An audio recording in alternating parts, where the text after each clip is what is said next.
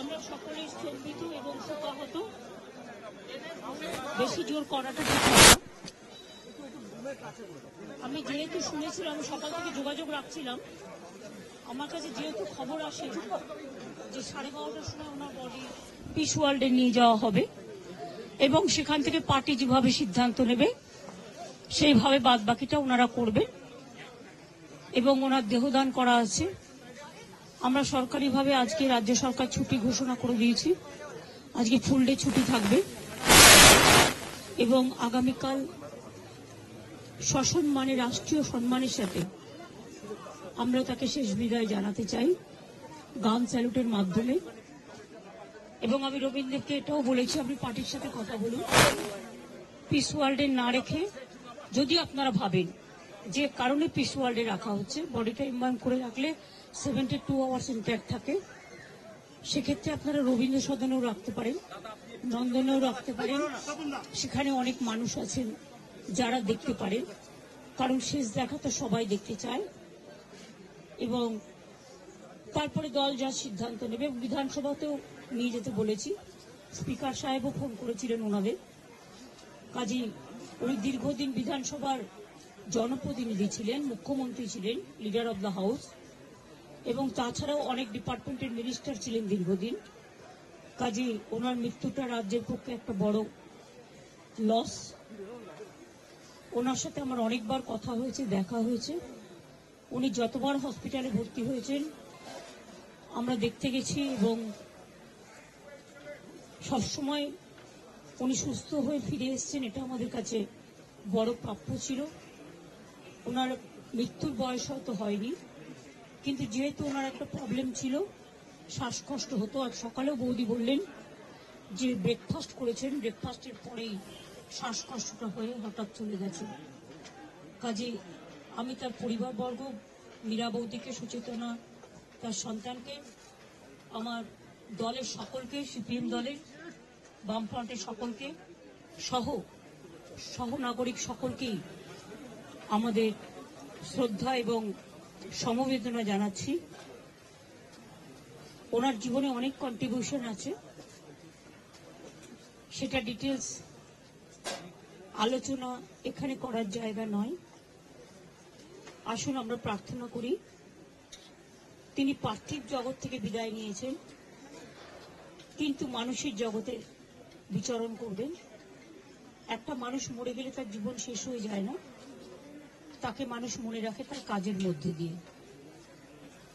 তার আত্মা শান্তি পাক, বারবার তিনি ফিরে আসুন এই বাংলার মাটিতেই। আমি এটুকু বলে আপনাদের সকলকে নমস্কার জানাচ্ছি। আজকে আমার ঝাড়গ্রাম যেতে হবে, যেহেতু আমার ঝাড়গ্রামে কালকে ওয়ার্ল্ড ট্রাইবাল ডে প্রোগ্রাম করা আছে। না গেলে ওরা সেন্টিমেন্ট নেবে, না হলে অন্য প্রোগ্রাম হলে আমি ক্যান্সেল করতে পারতাম।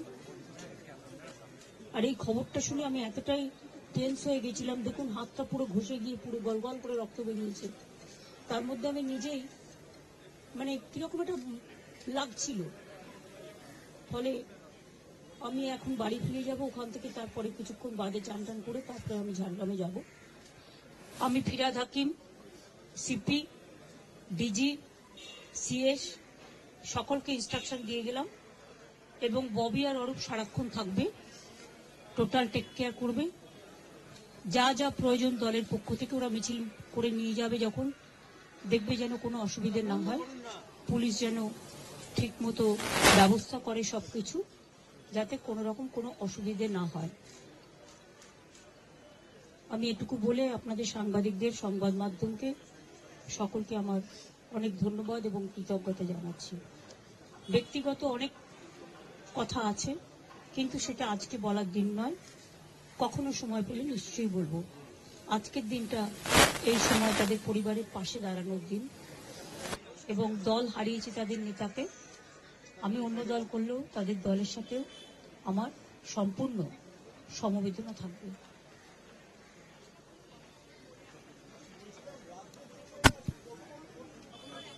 না, আমি যখন আসতাম, যতদিন তিনি ভালো ছিলেন, তিনি অনেক গল্প করতেন, অনেক কথা বলতেন, সেগুলো ব্যক্তিগত লেভেলে। আমি সেসব কথা বাইরে আনতে চাই না।